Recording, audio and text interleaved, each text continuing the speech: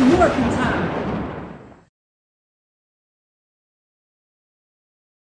What's up, guys? Welcome back to It's Maddie Morphin. I am here with Scout Taylor-Compton from Halloween and Halloween 2, directed by Rob Zombie. Put the clarifier in there. Yes. She played Laurie Strode. How are you doing today? Oh, I'm doing so good. I'm having a really, really great time. All right. So it is Maddie Morphin time, and it's time for the Alpha 5 interview. Why do you call it that? Because I got a question. Woo! So I have told her that this is for Power Ranger actors, but let's do it anyway, right? My knowledge. I feel like those interviews that you get stopped on the street when they're like trying to test you. Absolutely. I'm like, oh God, I don't It's know. not a trivia test. Okay, great. All right. Great. So if you were to be a Power Ranger, Yes. what color and what animal would you like your power to be derived from? Wait, what's yours? I want to know yours first. I'll go with my favorite Power Ranger is the Green Ranger, the Dragon Ranger. Gotcha. Okay, so I always wanted to be the Red Ranger, and people would always be like, "Well, that's boy. You can't be you have to be the pink." And I was like, "I don't want to be the pink. I want to be the red. I would be the red, and then dragon." I love that. So Right? Fierce. season 2, Thunder Swords, Red, Thunder, Dragon Sword. Yes. And we now have a female Red Ranger. Do we? We do. We have a couple. What? Yes, there Wait, are. what? Oh my God, my knowledge is like exploding. Cosmic Fury, we got our first team lead Red female Ranger. Oh, how awesome is that? Hunter Dino, and she is amazing. So if you ever run across Hunter, meet her. She's amazing. Man, I could have used that when I was a kiddo. Right? You know? Oh, representation does matter. Yeah, representation matters. All right, so we've got the dragon. Is there, for the Zord, yes. What specific type of dragon would you like the Zord to be based off? Oh my God, what are the options? So we've got like your traditional Chinese Zord, like Godzilla. Some people consider him a dragon. A Komodo dragon. A Komodo. She's got the venom spit. Yeah. Ready to go. Yeah. Also. My God, me just spitting at everybody. Well, one of my questions doesn't really fit, so we're gonna skip over that one. Okay. But so your character, Laurie, that is what I best know you for. Yes. Where is your Laurie today? Where is my Laurie? Oh, my Laurie today. What would she be? Oh man, she'd be mentally unstable right now. I don't know. You know, I think it's a really good reflection of what Jamie Lee Curtis did in the new versions. I feel like Laurie would very much be how her character was portrayed in the 2018 film. Yeah, trauma f***s you up, man. Or she'd be a f***ing killer. I don't know, either or. Right. Yeah. I totally agree. I totally agree. One of those. If you had to pick a villain to team up with, who would you want on your side? Ooh, man. I have always had an obsession with Chucky. I really dig him and his attitude. He's gonna go after your ankles. Yeah, like he's a freaking. But in my adult years, I really have been loving Ghostface. Okay. I love that we just don't ever know the identity, and there could be multiple Ghostface. But ultimately, I feel like the OG, like who could up anything, is Freddy. Freddy. Yep. Coming to you in your sleep. Yeah, so you never know. I don't know. I really did. I mean, I would create an army. Could I just create an army? I was going to say, with that Scream answer, I was like, you're looking for an ambush. Oh, yeah, we need an army up in here. Awesome. Yeah. I love that answer. Yes. And so we are here again with Scout Taylor-Compton, and we have some more in-depth questions I'd like to get asked for you. We did that fun interview earlier, and are you ready? Yeah, let's get deep and personal. All right. So Devil May Cry has been renewed for a third and final season. How much is the plan for Lady's Journey changed since the original pitch to you? And have you had any input on the character development? Man, that's wild. So Addy really keeps everything very close to the creator. He really keeps everything close to his chest. We don't know anything that's going on. We don't have any involvement in anything until we get the scripts right before we're about to record. Okay. Yeah, I mean, it's very top secret for everybody, but also for us as well. That- Johnny and I are always like asking, like, "Did you see it? Did you hear anything? Do you have the script?" Like we're always like, well, "What's gonna happen?" So I can only imagine. I mean, I can only imagine what Addie's doing for season 3. But I'm very sad that it's the last one. But I'm very excited that we got a season 3. I'm a big fan of the video games, Yes. so I love the first one. I have not, unfortunately, got to watch the series yet, Have to but watch it. now that I have to, Yes, right? yes. So I think The second season is like the first one, but it's just like amped up. okay, Yeah, it's like on level 10. got it. It's pretty rad. I have to check it out.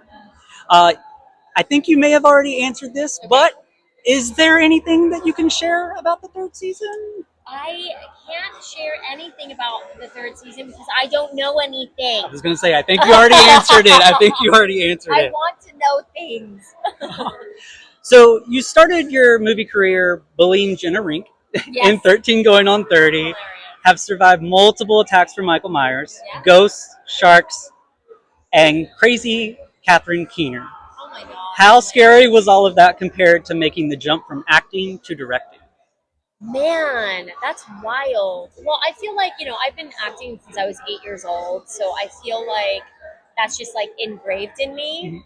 But I've been playing characters since such a young age that it feels like I have. I've been pretending to be people my entire life. And so I feel like it sort of blends into like who I am as a person. Yeah. And so I feel like in the past 3 years, with directing, and why it's been so intense and so like a rocket. Like I started and then I haven't stopped. It's been very, very busy for me as a director, but it feels like I found my voice for the first time in my life, which is wild. That's amazing. It's so amazing and refreshing, and I'm addicted, and I'm like, it's like I got a hit, and I'm like, okay, I love. What's next? What's next? Yeah. What's next? What's next? But I've also been that way with my entire, like anything that I put myself into. I'm always like, I'm a creative.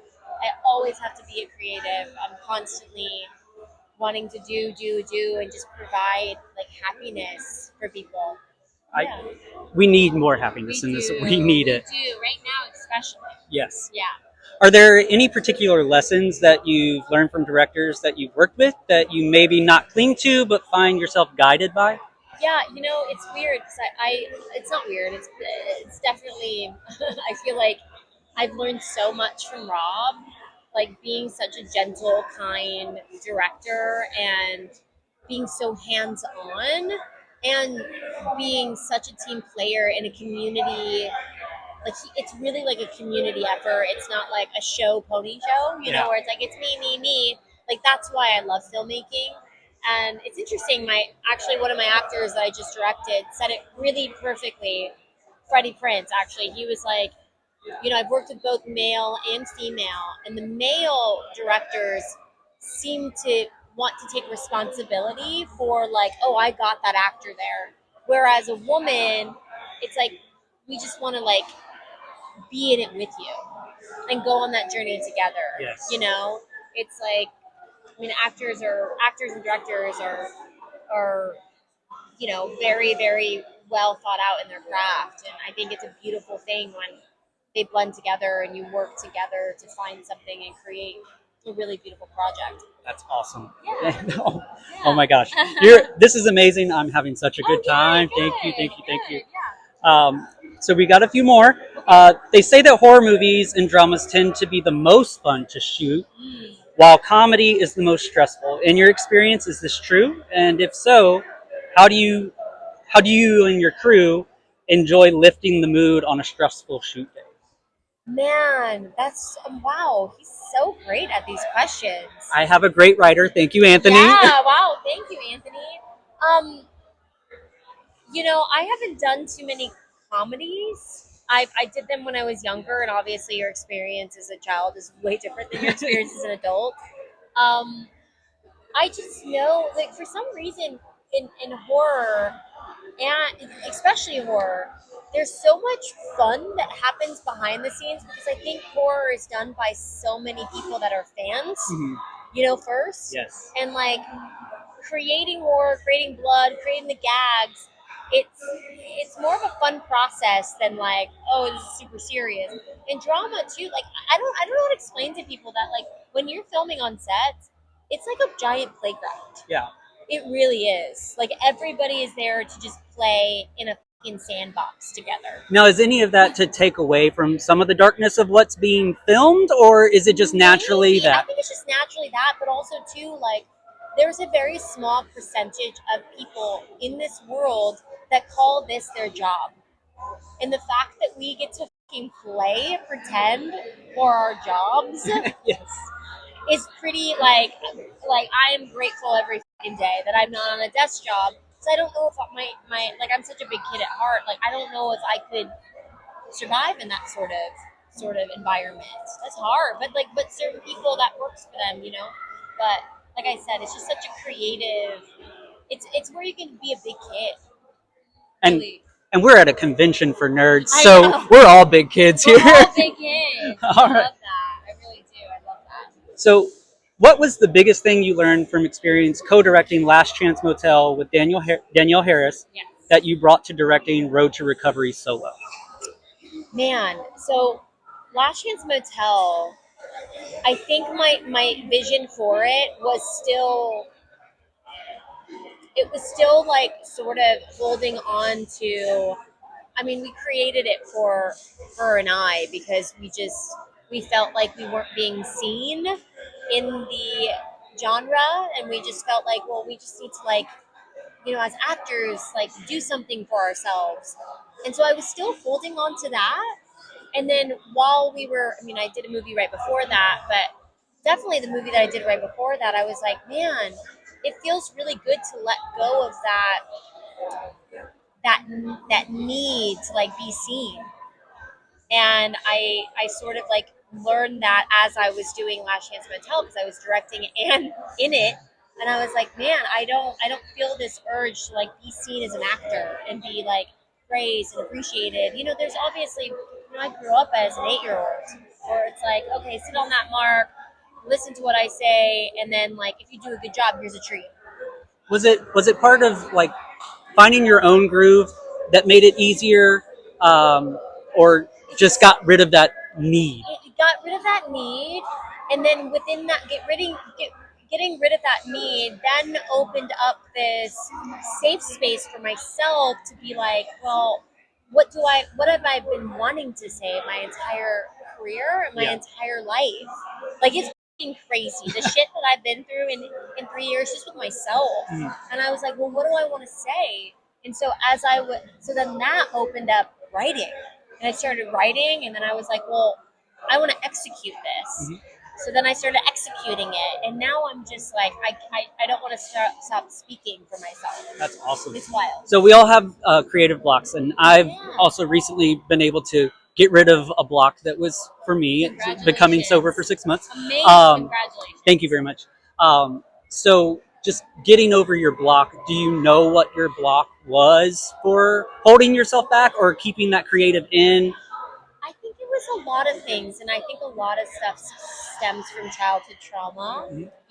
I always sort of explained it like this, and I wrote a short about it called Building Blocks, which is on YouTube if you guys want to go watch it. But I always imagine like there was like these blocks in my mind of things that were in there that I couldn't see. Mhm. And so as I was like sort of finding myself, those things started to open up. Yes. And then, I started to heal those things. That's a really, really, really good thing, is to like really listen. Like we all have an inner child. Just because we're fucking adults and we're having kids doesn't mean that little version of ourselves isn't inside of us and needs us to fucking hold their hand sometime. Yeah, no? I love it. I love it. That's it. I just been speaking to her a lot more. That's awesome. Yeah.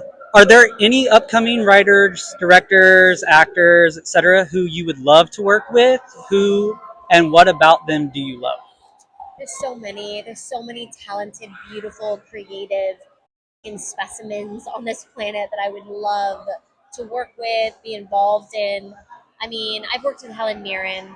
She was like a massive person that I wanted to. I mean, obviously, like Steven Spielberg would be amazing, just because I think his brain, like I would just love to just have a conversation with that man.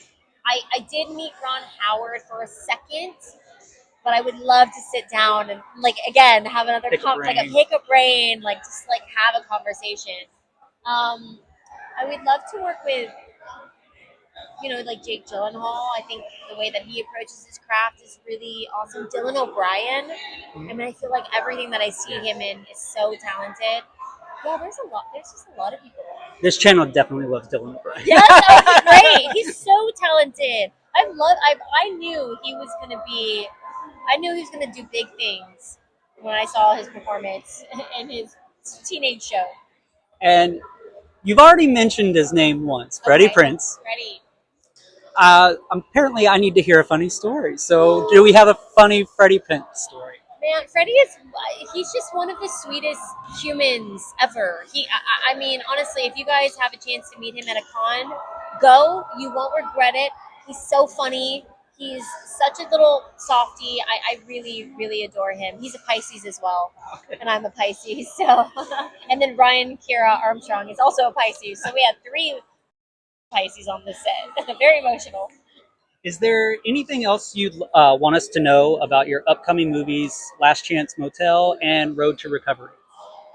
Yeah, so I think Last Chance Motel we're obviously just love the genre so much. I love the genre so much that I wanted to just represent myself in the genre and to add and bring something fun for the fan base that I love so much and appreciate so much. So I hope that they dig it. And then Road to Recovery is the start of, like I said, finding myself, and it stems from losing my mother to cancer. So, cancer affects everybody, whether you know somebody or you or whatever. So, I just think it was like I was trying to find, when I lost my mother, I was trying to find, I went into this hole and I was trying to find the representation of like a child and a parent.